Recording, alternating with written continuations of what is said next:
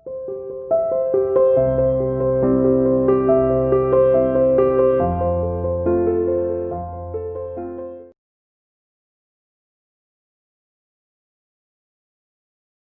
बार फिर आप सभी का स्वागत ऑनलाइन क्लासेस में। आज हम जुडिशरी के चैप्टर में आज का जो टॉपिक होगा वो होगा composition of the high court, उच्च न्यायालय और उसकी रचना और उसके क्षेत्राधिकार के बारे में जानने वाले हैं। इससे पहले हमने सुप्रीम कोर्ट, उसके ज्यूरिसडिक्शन के बारे में बात कर ली है। मैं आशा करता हूं कि आप उस टॉपिक को एनसीईआरटी की बुक में भी पढ़े होंगे। आज अगर हम जब बात करते हैं कंपोजिशन की, तो एज पर द कॉन्स्टिट्यूशन प्रत्येक राज्य के लिए एक उच्च न्यायालय की व्यवस्था की जाएगी, but more than one state के लिए भी एक उच्च न्यायालय हो सकता है। और जैसा कि आप हरियाणा और पंजाब के लिए देख सकते हैं, वहां पर एक ही उच्च न्यायालय है। अब कंपोजिशन की बात करते हैं कि जो हाई कोर्ट है, उच्च न्यायालय है, उसकी संरचना कैसे है, कंपोजिशन कैसे होती है। हाई कोर्ट के अंदर there must be a chief justice. सबसे पहले क्या होगा, हाई कोर्ट के अंदर चीफ जस्टिस होगा और अन्य जजेस होंगे, मुख्य न्यायाधीश, उसी के साथ में अन्य न्यायाधीश भी होंगे। वो उसकी जो संख्या है कितने होने चाहिए, इसके बारे में कॉन्स्टिट्यूशन में लिखा है कि आज पर the requirement the appointment of the जजेस, अदर जजेस can be extended by the president of India from time to time. समय समय के हिसाब से अगर अपॉइंटमेंट कुछ जजेस हैं, अगर उसके साथ में और जजेस की आवश्यकता होती है, तो it is entirely under the jurisdiction of आपके जो माननीय राष्ट्रपति महोदय है, उसके अधिकार क्षेत्र में है। ही कैन अपॉइंट द जजेस, ठीक है ना, जितने आवश्यकता। तो अगर जरूरत होने से, इफ जो काम की जो रेस्पॉन्सिबिलिटी है, if it increases in some particular case, किसी एक उच्चतम न्यायालय की अगर हम बात करते हैं, अगर वो बढ़ जाती है, then on the recommendation of the chief justice उच्च न्यायालय के जो मुख्य न्यायाधीश के रिकमेंडेशन पे राष्ट्रपति कुछ एडिशनल जजेस का भी अपॉइंटमेंट कर सकते हैं, राइट, कि एडिशनल जजेस के का भी अपॉइंटमेंट का ऑप्शन है, ठीक है ना, अलग से जजेस। और एड हॉक बेसिस के ऊपर टेम्परेरी जजेस का भी अपॉइंटमेंट हो सकते हैं। रेगुलर जजेस कितने होंगे, it depends upon the population, और केस कितने होंगे उसके हिसाब से तय होता है। न्यायाधीशों की अपॉइंटमेंट, हु अपॉइंट द जजेस। हाई कोर्ट के अंदर, उच्च न्यायालय के अंदर न्यायाधीशों की नियुक्ति कौन करते हैं, और उसके नियुक्ति का जो तरीका है वो क्या है, वो अपने आप में काफी इंपॉर्टेंट है, हमें देख लेना चाहिए। तो अपॉइंटमेंट के बारे में अगर बात करेंगे, जो उच्च न्यायालय के न्यायाधीशों में, सबसे पहले हम बात कर लेते हैं chief justice of the high court. सबसे मुख्य तो वही हुआ ना, उच्च न्यायालय में जो सबसे बड़े जो हाईएस्ट पोस्ट है, that is the chief justice of the high court, उच्च न्यायालय के मुख्य न्यायाधीश।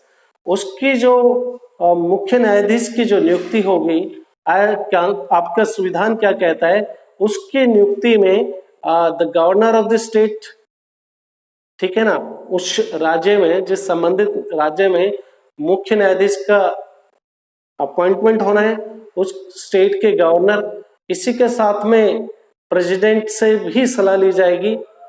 बट सबसे ज्यादा most important thing is chief justice of India, Bharat के मुख्य न्यायाधीश, उच्चतम न्यायालय के, सर्वोच्च न्यायालय के मुख्य जो आपके अपेक्स कोर्ट है, उसके मुख्य न्यायाधीश अपने वरिष्ठतम 2 न्यायाधीश के साथ में, ये जो है एक कॉन्स्टिट्यूशन बेंच का डिसीजन है, ठीक है ना, 28 अक्टूबर 1998 को, जो एक अपने उच्चतम न्यायालय में there is a constitutional bench, ठीक है ना, संविधान के बारे में कुछ इंटरप्रिटेशन करती है, व्याख्या करनी होती है, और बहुत सारे संवैधानिक निर्णय जो देने होते हैं वो कॉन्स्टिट्यूशनल बेंच के पास होते हैं। तो 28 अक्टूबर 1998 को ये कॉन्स्टिट्यूशन बेंच ने ऐसा रख दिया कि जो चीफ जस्टिस किसी हाई कोर्ट का नियुक्त होगा तो जो वो दूसरे अन्य न्यायाधीशों के साथ में बातें करके और फिर अन्य न्यायाधीश मतलब दो वरिष्ठतम न्यायाधीश, और वो अपनी एक रिपोर्ट तैयार करेंगे, रिटन में लिखेंगे और इस रिपोर्ट को वो क्या करने वाले हैं, राष्ट्रपति के पास में भेजेंगे। और उस रिपोर्ट, वो जो रिपोर्ट में जो दूसरे अन्य न्यायाधीश है वो भी जो chief justice of the supreme court है उससे एग्री होने चाहिए, ठीक है ना। इसके बाद में then it will goes to the president of India और प्रेसिडेंट ऑफ इंडिया की सहमति के साथ में फिर वहां पर चीफ जस्टिस का अपॉइंटमेंट होता है। ऐसे ही जो अन्य जजेस हैं, चीफ जस्टिस की रिकमेंडेशन, मान लो कि आपके पंजाब और हरियाणा के उच्च न्यायालय में किसी अन्य जज का नियुक्ति होने, चीफ जस्टिस तो हो गया, हमने बता दिया, then we will discuss about the appointment of other जजेस। अन्य न्यायाधीश का जब नियुक्ति होगी तो आपकी जो चीफ जस्टिस है, ठीक है ना, chief justice and the governor of the state, ठीक है ना, और द प्रेसिडेंट ऑफ इंडिया के पास में जाएगा ये केस। किसके पास में जाना वाला है, प्रेसिडेंट ऑफ इंडिया के पास में।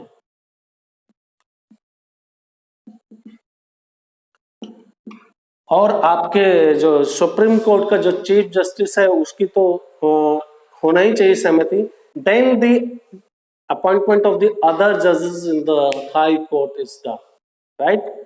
हाई कोर्ट के अंदर अन्य न्यायाधीशों की नियुक्ति में उस संबंधित न्यायालय के मुख्य न्यायाधीश, उस संबंधित स्टेट के गवर्नर, राज्यपाल और साथ ही सुप्रीम कोर्ट के मुख्य न्यायाधीश और साथ ही इसके बाद में राष्ट्रपति के पास में ये जाएगा और राष्ट्रपति अपनी स्वीकृति देंगे। इस तरह से अन्य जजेस का अपॉइंटमेंट होता है। I hope it is clear to you. अब हम बात कर लेते हैं क्वालिफिकेशन के बारे में कि चीफ जस्टिस या फिर अन्य न्यायाधीश जो उच्च न्यायालय के होते हैं उनकी योग्यताएं क्या हैं।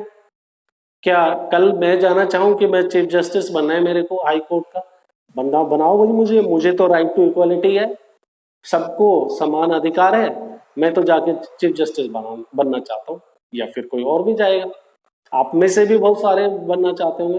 तो there are the certain qualification which are laid down by the constitution of India, ठीक है ना। तो that has to be fulfilled. अगर वो फुलफिल्ड है तो कोई भी बन सकता है। तो व्हाट आर दिस क्वालिफिकेशन, कौन कौन सी योग्यताएं हैं उसके बारे में बात कर लेते हैं। सबसे पहले तो he should be the citizen of India. अरे भाई वो भारत का नागरिक होना चाहिए ना, right. He should be the citizen of India. दूसरा क्या होना चाहिए, एट लीस्ट वो किसी भी कोर्ट में 10 साल से ज्यादा एज ए एडवोकेट काम कर चुका हो। He should be the advocate,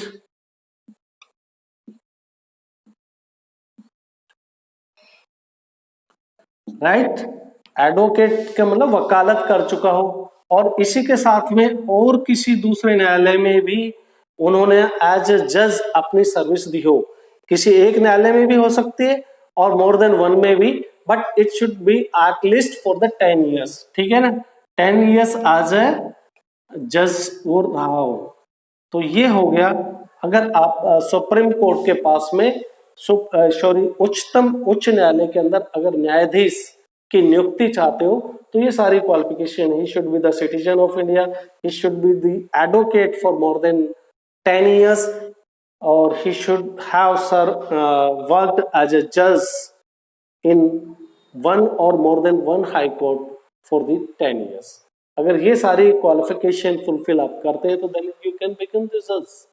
और उसी के साथ में राष्ट्रपति की नजरों में वो एक अच्छा विधि वेता होना चाहिए, कानून का ज्ञान होना चाहिए। That is also written in the constitution, ठीक है ना। बट अभी जो है मेन मैटर तो वही करता है जो chief justice of high court है अन्य जजेस के अपॉइंटमेंट में and the chief justice of India, इन दोनों का काफी रोल रहने लगा है। राष्ट्रपति और जो सरकार है उसका बहुत ज्यादा आज को चेंजेस आते जाते हैं। मैंने कहा था आपको कि जब भी देश के अंदर अगर जो सरकार है वो कमजोर होती है तो उच्चतम न्यायालय अपनी पावर का प्रयोग करने लगता है। अब बात कर लेते हैं about the term of the जजेस and the chief justice of the high court. वो कितने टाइम के लिए बने रह सकते हैं अपने पद के ऊपर, है ना। That is also one of the most important thing कि उनका कार्यकाल कितने हैं, कितने समय तक के लिए रहेंगे। तो वो कब तक रह सकते हैं?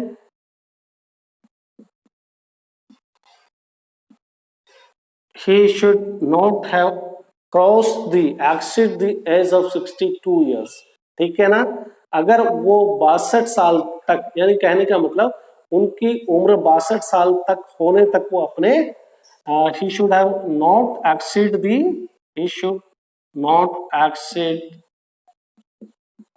the age of 62 years। 62 से पार नहीं होना चाहिए, ठीक है ना। और अगर और कोई दूसरे ज्यादा उनको खतरा नहीं है तब तक वो सर्विस कर ही लेते हैं once he is appointed in the court of law, तो उसके लिए बाकी कोई खतरा नहीं है। और दूसरा है कि उसके ऊपर अभियोग लगाकर हो सकता है। अभियोग, अभियोग का मतलब आप समझते हो इम्पीचमेंट। अब व्हाट इज द इम्पीचमेंट? अभियोग क्या है भाई? उसका अप्रूव्ड मिसबिहेवियर होना चाहिए, उनका जो व्यवहार अच्छा नहीं है। एज पर कॉन्स्टिट्यूशन लिखा है कौन कौन सी कंडीशन पे आप जजेस को हटा सकते हैं, रिमूवल ऑफ द जजेस। वो तो रिटायरमेंट हो जाएंगे 62 ईयर्स के एज तक, बट इन केस अगर बीच में भी कुछ इस तरह के उसके कंडक्ट है, उसका बिहेवियर के ऊपर आपको डाउट है, उसकी इनकैपेसिटी, अयोग्यता है, तो इन दो कंडीशंस में भी इम्पीचमेंट मोशन, एक अभियोग ला सकते हो आप पार्लियामेंट के अंदर। और पार्लियामेंट के अंदर जो अभियोग है it should be passed by the 2/3 majority, ठीक है ना। अब 2/3 मेजोरिटी क्या है आप पढ़ लेना, काफी बार बता चुका हूं। यानी कि 2/3 का मतलब हो गया 3 में से 2 इंडिविजुअल उसके फेवर में होने चाहिए। Then it will after passing from the both of the houses it will go to the President of India, and after the assent of the President of India it can be removed, उनको निकाला जा सकता है। But it is a very complex and difficult procedure. अभी तक independent India के history में ऐसा कभी नहीं हुआ कि किसी जज को एक इम्पीचमेंट मोशन से उनको निकाला गया हो, राइट। तो अपने पद पे मोर और less they stay, they remain up to the age of 62 years, right। तो और फिर भी आपको याद होना चाहिए 62 years, क्योंकि आपको लिखना तो है। दूसरा आप लिखेंगे इम्पीचमेंट मोशन के बारे में, राइट। ये दोनों हैं आपके पास में। अब now we will discuss about the salary and the allowances of the जजेस of the high court and the chief justice of the high court, ठीक है ना। उनकी सैलरी कितनी है, उनको जो क्या क्या दूसरे भत्ते हैं, उनके बारे में हम बहुत ज्यादा बात नहीं करेंगे, but here we will definitely discuss about the salaries of the जजेस। अगर सैलरी के बारे में बेटा बात करते हैं तो जो chief justice of the high court है, ठीक है ना, सीजे लिख देते हैं उसके बारे में। CJ chief justice of the high court, उनकी सैलरी कितनी होगी? 2.5 लाख। How much? 2.5 लाख, 2,50,000। बहुत अच्छी सैलरी है chief justice of high court की। एंड फॉर द अदर जजेस इट इज 2.25, राइट, 2,25,000। तो अपने आप में अच्छी salary, they are getting the goods pay and perks, and definitely obviously they are having the other allowances too. बहुत सारे allowances है उनको मिलते हैं। तो अपने आप में एक अच्छी पद, गरिमा वाला पद है। और इसके साथ में जो सैलरी वगैरह है, no doubt it also attract the people है ना, कंपटीशन काफी होता है उसके अंदर। अब हम बात कर लेते हैं उच्च न्यायालय के न्यायाधीशों का स्थानांतरण, ट्रांसफर ऑफ द जजेस ऑफ द हाई कोर्ट। अब ये किसके पास पावर है? The entirely this power will go to the Chief Justice of India with the consultation of the Chief Justice of the concerned state, यानी कि जो संबंधित उच्च न्यायालय। हकीकत में देखा जाए तो उस उच्च न्यायालय के मुख्य न्यायाधीश का ही काफी रोल रहता है, इन्वॉल्वमेंट रहता है किसी भी जजेस को एक न्यायालय से दूसरे न्यायालय तक भेजने में। लेकिन जो क्योंकि since they are serving in the high court, तो जो सुप्रीम कोर्ट के चीफ जस्टिस है उनके recommendation is also important in this matter. बात कर लेते हैं अब शक्तियों के power and the jurisdiction of the high court के जो हाई कोर्ट है, उच्च न्यायालय है, उनकी पावर और क्षेत्राधिकार के बारे में बात करते हैं। Now this power has been divided for the purpose of study. हम इसको डिवाइड कर सकते हैं जुडिशियल पावर्स के अंदर और प्रशासकीय शक्तियों के बारे में, एडमिनिस्ट्रेटिव पावर्स के बारे में। ठीक है ना, दो जगह, एक तो न्याय सुनाते हैं ना, न्याय करते हैं, that is one of the most important function of the high court और द अदर जजेस। जितने भी सबऑर्डिनेट जजेस हैं उनका भी यही काम है, but other works is also been given to the high court जजेस या chief justice of high court, that is the administrative responsibility. प्रशासकीय जिम्मेवारियां भी उनके पास में होती है। I hope you understand. अब हम इसके बारे में बात करने वाले हैं कि कौन कौन सी उनके पास में जुडिशियल पावर्स हैं और एडमिनिस्ट्रेटिव पावर्स कौन कौन सी है, राइट? ठीक है ना, उनको हाई कोर्ट से परमिशन लेना होगा और इस परमिशन के साथ में वो सुप्रीम कोर्ट में जा सकता है। सुप्रीम कोर्ट जाने से पहले उच्च न्यायालय से उसी के अगेंस्ट, उच्च न्यायालय के अगेंस्ट अगर आपको जाना है तो उच्च न्यायालय से प्रमाण पत्र लेना होगा, देन यू कैन गो। और देयर आर द केसेस जिसके अंदर डायरेक्टली अपील सुन सकता है, ऑफ कोर्स सुप्रीम कोर्ट को ये पावर है, बट सभी केसेस में ज्यादातर ये देखा गया है प्रमाण पत्र लेके जाना जरूरी होता है। तो ये सर्टिफिकेट से रिलेटेड हो गया। अब हम बात कर लेते हैं this is court of record. ये मेरे ख्याल में आप देख नहीं पा रहे हो, मैं हल्का सा आपका जो कैमरा है इसको मैं नीचे कर देता हूँ and you will be able to see. ठीक है ना, तो ये अभिलेखों, कोर्ट ऑफ रिकॉर्ड अभिलेखों का न्यायालय भी है। जैसे हमने जब सुप्रीम कोर्ट के बारे में जब डिस्कस किया था तो हमने कहा था बेटा कि सुप्रीम कोर्ट के जो केसेस के जो न्याय, जो रिजल्ट, जो परिणाम आते हैं वो अपने आप में एक प्रेसिडेंट बन जाते हैं। न्यायालयों के जो रिजल्ट, मतलब जो न्यायालय निर्णय देते हैं, दे becomes the president for the reference. आगे कभी भी कोई केसेस इस तरह के आते हैं तो उनके अंदर इनके निर्णय को रेफरेंस के रूप में लिया जाता है। तो जो सुप्रीम कोर्ट से या हाई कोर्ट से संबंधित भी ऐसा ही कहानी है। जब हाई कोर्ट का कोई निर्णय आएगा वो एक अपने आप में एक रिकॉर्ड बन जाता है, उसको रिकॉर्ड के रूप में रखा भी जाता है।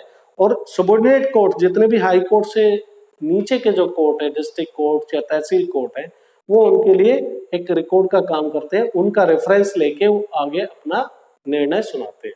ठीक है ना। और अब now we will discuss about the administrative power. I hope you are able to see.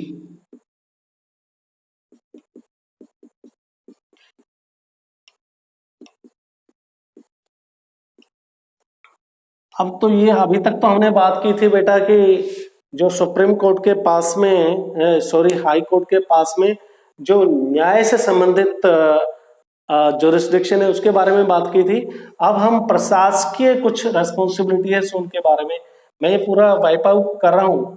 ठीक है ना, ये तो आप एनसीईआरटी पढ़ते रहना, बस एनसीईआरटी में देखोगे सब कुछ मिलने वाला है। इसी के साथ में यू कैन आल्सो मुझे तो लगता है कि आपको अभी तक ले लेना ही चाहिए था। एमबीडी की रिफ्रेशर वगैरह आप ले लीजिए, because that is also going to help you, ठीक है ना।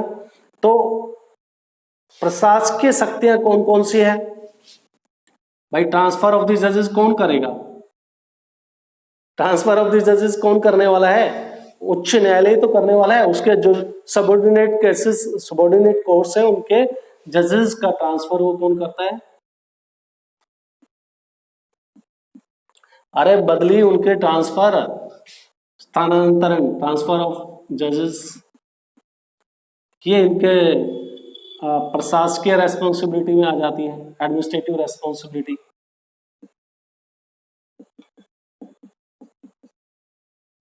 Administrative responsibility.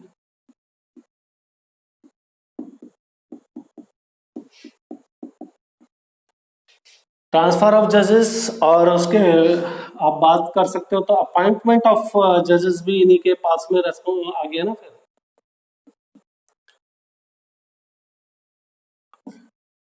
जजेस जो चीफ जस्टिस के नीचे जितने भी न्यायालय हैं, हाई कोर्ट के नीचे या फिर हाई कोर्ट के जजेस का, सभी का अपॉइंटमेंट का है, उसमें भी उच्च न्यायालय का काफी बड़ा रोल रहता है, ठीक है ना। उनका अपॉइंटमेंट हो गया, उनकी नियुक्ति करना, अपॉइंटमेंट मीन्स नियुक्ति करना। और इसी के साथ में जो और जो बहुत सारे एडमिनिस्ट्रेटिव स्टाफ भी तो होते हैं, उनके स्टाफ का अपॉइंटमेंट, ठीक है ना। कर्मचारी, आपने देखा होगा कोर्ट में क्लर्क हैं और पियोन्स हैं, उनकी जो अपॉइंटमेंट है, स्टाफ का नियुक्ति।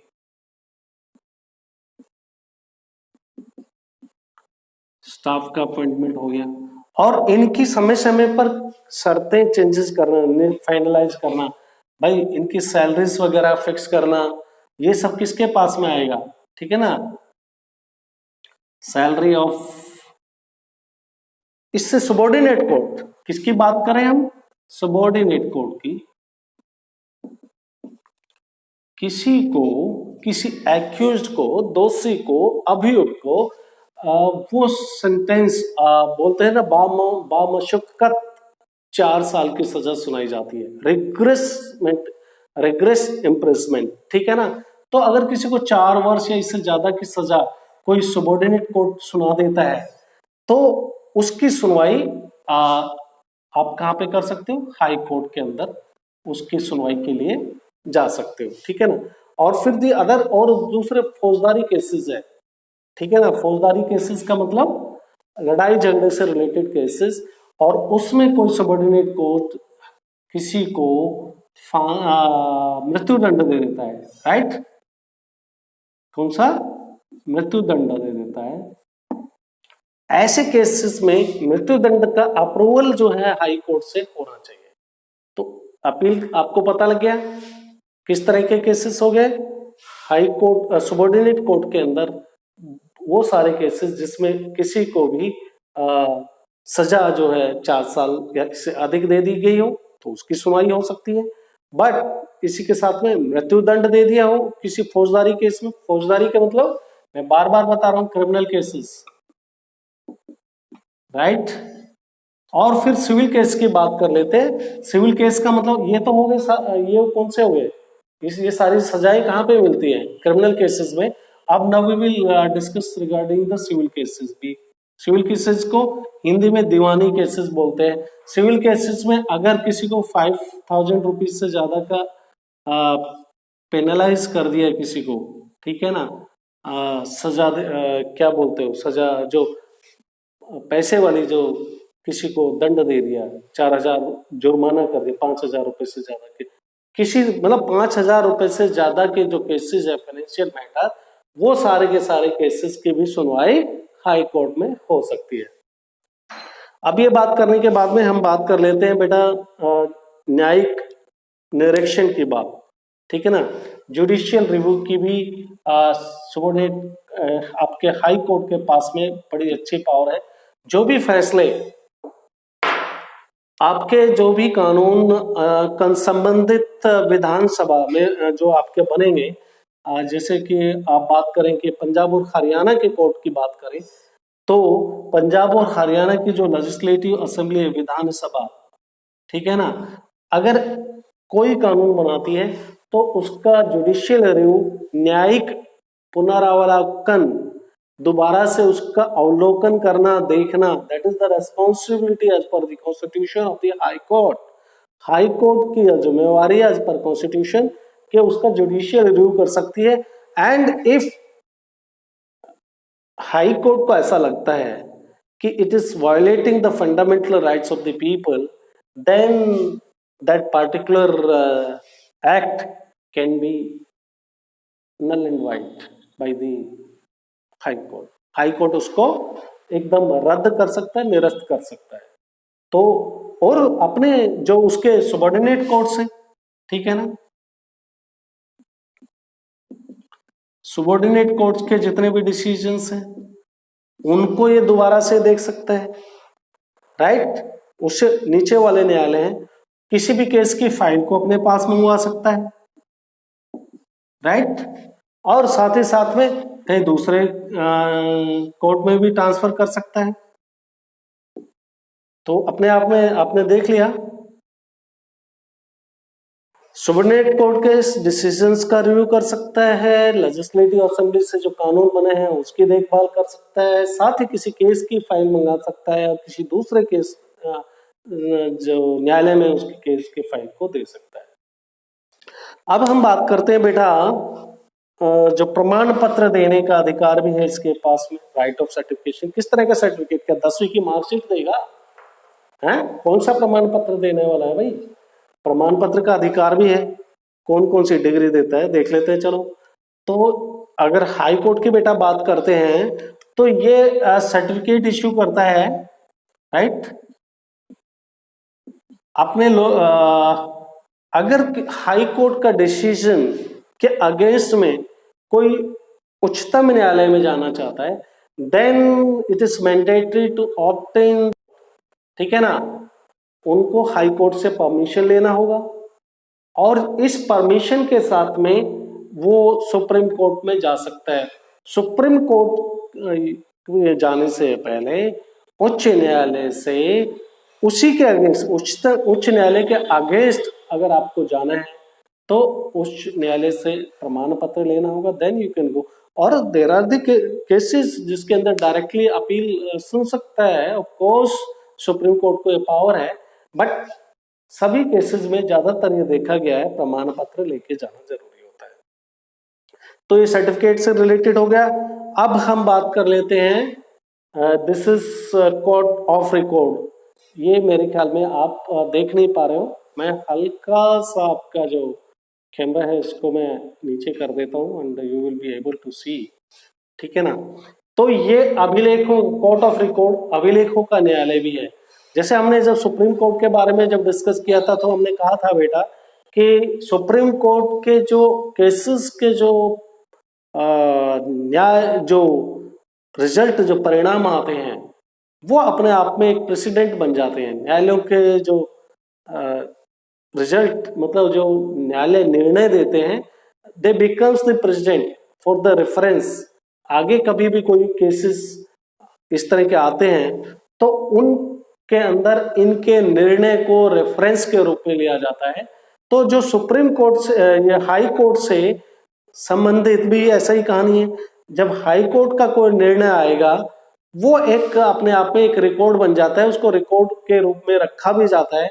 और सबऑर्डिनेट कोर्ट, जितने भी हाई कोर्ट से नीचे के जो कोर्ट है, डिस्ट्रिक्ट कोर्ट या तहसील कोर्ट है, वो उनके लिए एक रिकॉर्ड का काम करते हैं, उनका रेफरेंस लेके वो आगे अपना निर्णय सुनाते हैं, ठीक है ना। और अब now we will discuss about the administrative power. I hope you are able to see.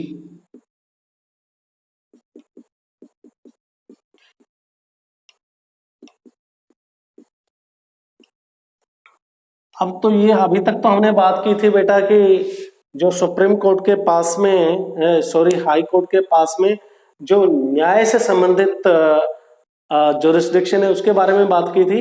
अब हम प्रशासकीय कुछ रेस्पॉन्सिबिलिटी है उनके बारे में, मैं ये पूरा वाइप आउट कर रहा हूँ, ठीक है ना। ये तो आप एनसीईआरटी पढ़ते रहना बस, एनसीईआरटी में देखोगे सब कुछ मिलने वाला है। इसी के साथ में यू कैन आल्सो, मुझे तो लगता है कि आपको अभी तक ले लेना ही चाहिए था एमबीडी की रिफ्रेशर वगैरह आप ले लीजिए, because that is also going to help you, ठीक है ना। तो प्रशासकीय शक्तियां कौन कौन सी है भाई? ट्रांसफर ऑफ द जजेस कौन करेगा? ट्रांसफर ऑफ द जजेस कौन करने वाला है? उच्च न्यायालय तो करने वाला है। उसके जो सबऑर्डिनेट केसेस, सबऑर्डिनेट कोर्ट्स हैं, उनके जजेस का ट्रांसफर वो कौन करता है? अरे बदली, उनके ट्रांसफर, स्थानांतरण, ट्रांसफर ऑफ जजेस, ये इनके प्रशासकीय रेस्पॉन्सिबिलिटी में आ जाती है, एडमिनिस्ट्रेटिव रेस्पॉन्सिबिलिटी।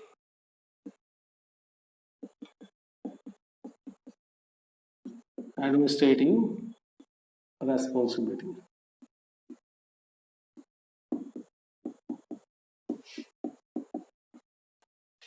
ट्रांसफर ऑफ जजेस, और उसके आप बात कर सकते हो तो अपॉइंटमेंट ऑफ जजेस भी इन्हीं के पास में रेस्पॉन्स आ गया ना। फिर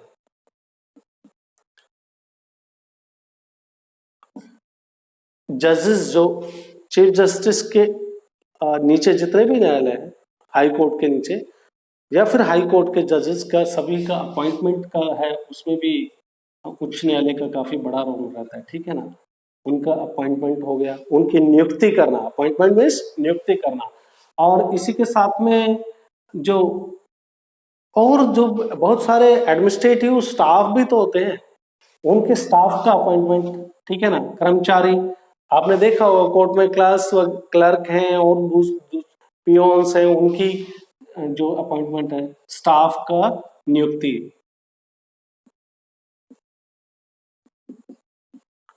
स्टाफ का अपॉइंटमेंट हो गया। और इनकी समय समय पर शर्तें चेंजेस करना, फाइनलाइज करना, भाई इनकी सैलरीज वगैरह फिक्स करना, ये सब किसके पास में आएगा? ठीक है ना। सैलरी ऑफ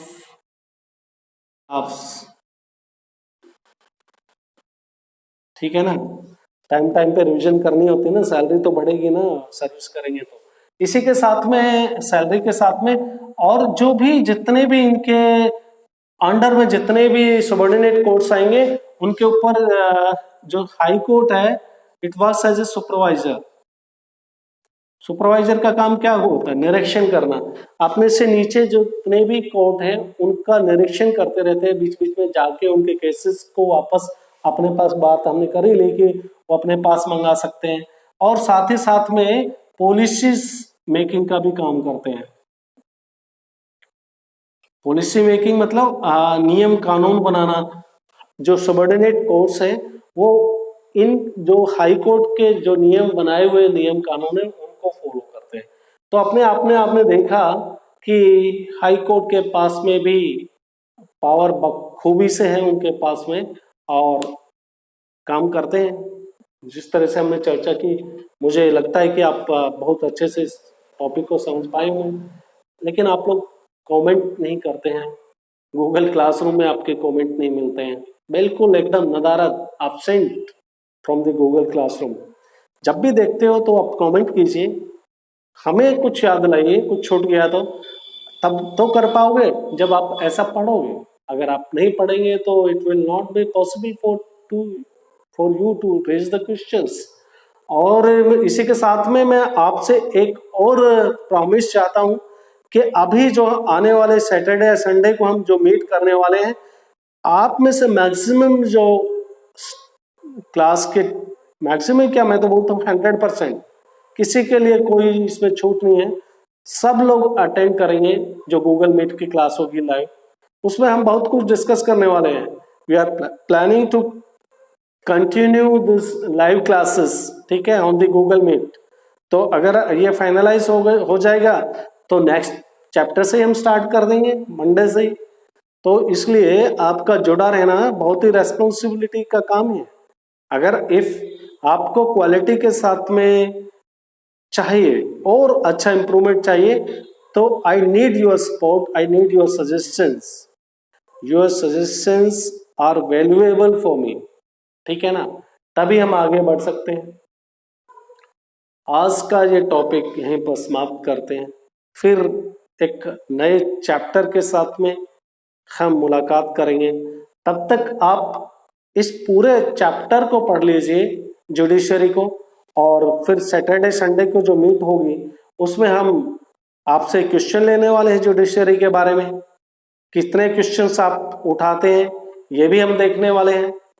मैं चाहता हूं कि ज्यादा से ज्यादा क्वेश्चंस आए, और for that matter you have to work hard. तुम्हें पढ़नी होगी, एनसीईआरटी की बुक पढ़नी होगी, देन आपका जो माइंड है वो काम करना शुरू करेगा। ठीक है ना? सिंपली वीडियो को देख लेना या फिर वीडियो को बगैर देखे असाइनमेंट को कर लेना, that is not going to help you, I can assure you.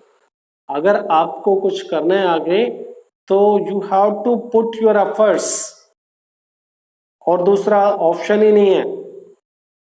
मैं मेहनत कर सकता हूं, आप जितना मेरे साथ में बैठोगे उससे ज्यादा मैं आपसे करूंगा, but I need your support.